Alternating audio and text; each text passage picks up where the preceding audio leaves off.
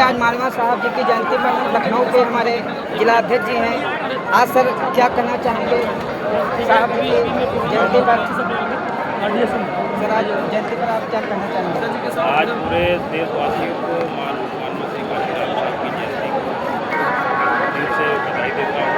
और जितने भी अनुयायी हैं, जो मानव साहब का जो सपना था कि हमें सपना को हासिल करना है, जैसे मानव साहब ने माननीय बहन जी को मंत्री बनाने में पूरा सहयोग किया, वैसे भी अब आगे हम सबकी जिम्मेदारी है कि माननीय बहन जी को 5 बार हम लोग मंत्री बनाने का काम। ये बताइए, अभी मैंने देखा हर चौराहे पर, हर जगह पर अन्य पार्टी के लोग के बैनर भी लगे हैं, पीडीए के लोग आज मानवा साहब जी की जयंती मना रहे हैं।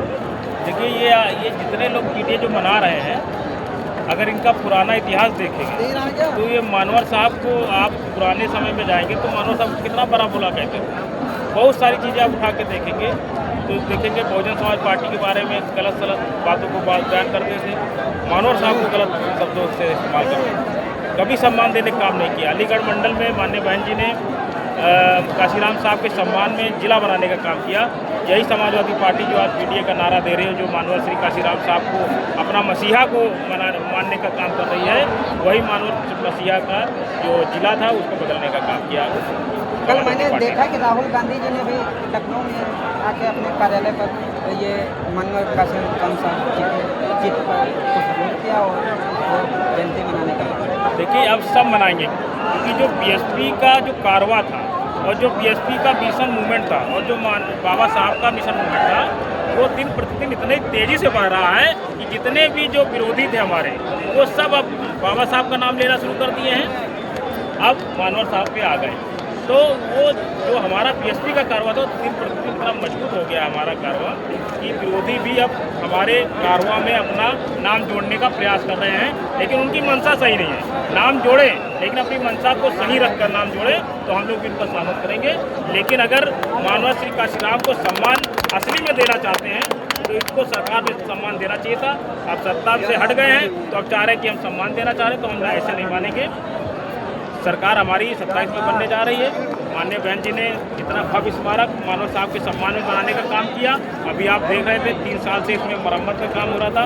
माननीय बहन जी के संघर्ष से ये मरम्मत का काम पूरा कराया गया है। तो देखिए, जो बहुजन समाज के लोग हैं वो मानव साहब के कार्यों को समझते हैं। कारवा क्या है कि हमें सत्ता पे हासिल करना है, तो हमें सत्ता जब हासिल तभी होगी जब बहुजन समाज धीरे धीरे आगे बढ़ेगा।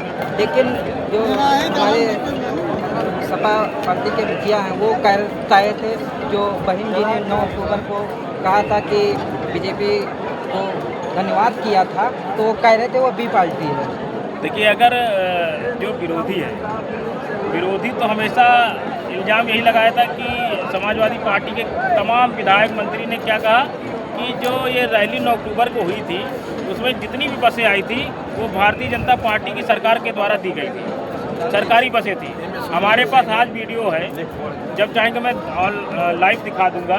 एक भी कोई दिखा दे कि उसमें सरकारी बस थी, और सरकारी बस अंधा भी होगा और बहरा भी होगा, वो भी बता देगा कि वो बसें हमको मिल भी नहीं सकती। इसलिए नहीं मिल सकती क्योंकि मंत्री कौन है? दयाशंकर सिंह।